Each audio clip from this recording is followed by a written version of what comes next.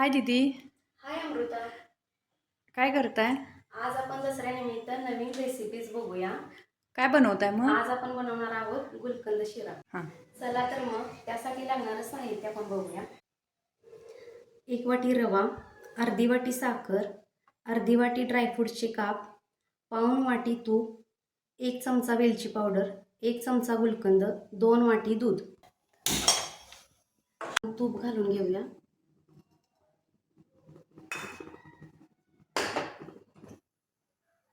यामध्ये रवा भाजून घेऊया.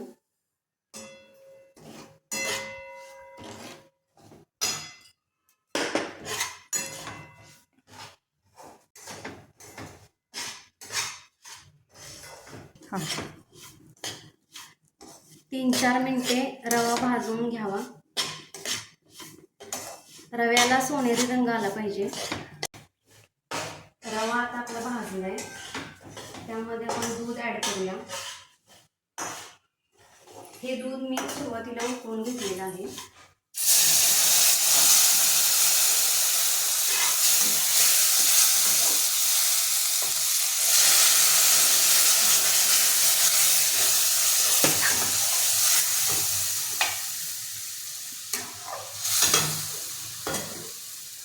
दूध घातल्यानंतर यावरती झाकून घ्यायचं आहे.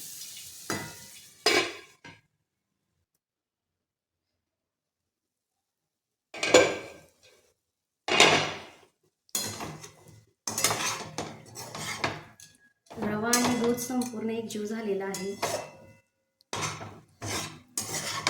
यामध्ये आपल्याला साखर मिसळून घ्यायची आहे.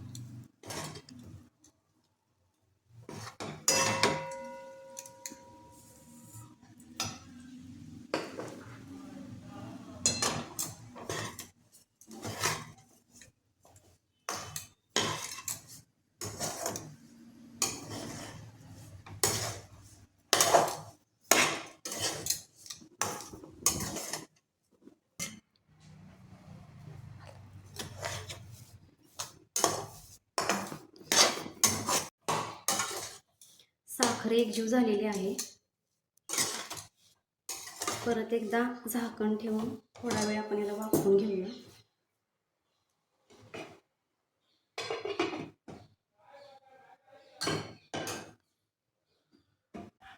मीडियम फ्लेमवरती आपण वाफवून घेऊया.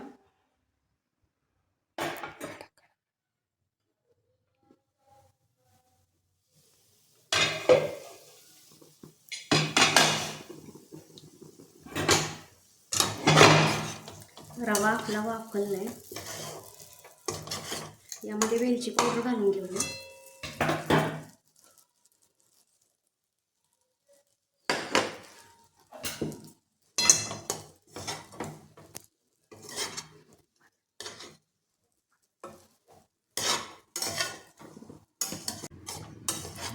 वेलची घातल्यामुळे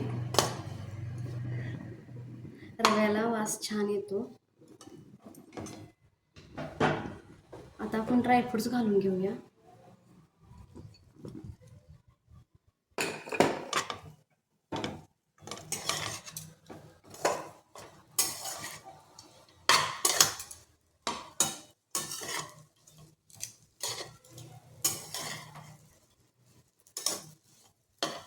सगळ्यात शेवटी आपण गुलकंद यामध्ये घालणार आहोत.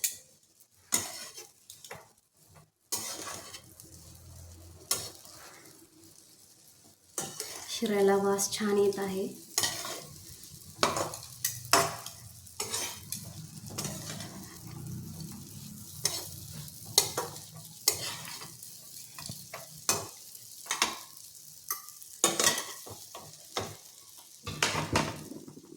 गुलकंद आपण घालून घेऊया.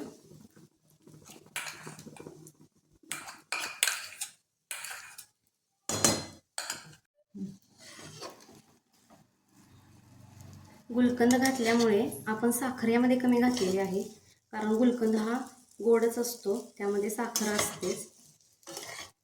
ड्रायफ्रूट्स, वेलची आणि गुलकंदामुळे शिऱ्याला वास छान येत आहे.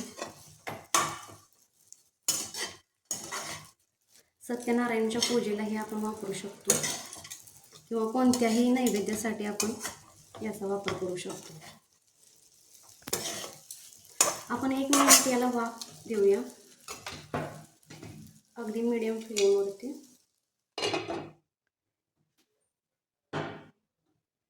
हं. आता आपला शिरा तयार आहे.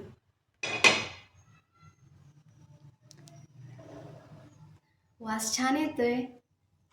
अमृता छान झालंय ना? हो, छान दिसतोय गुलकंदमुळे.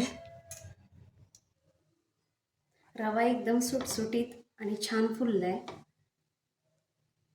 आपण एका बॉलमध्ये काढून घेऊया.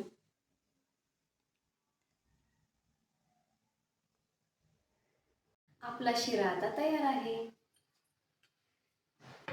मी टेस्ट करून बघते.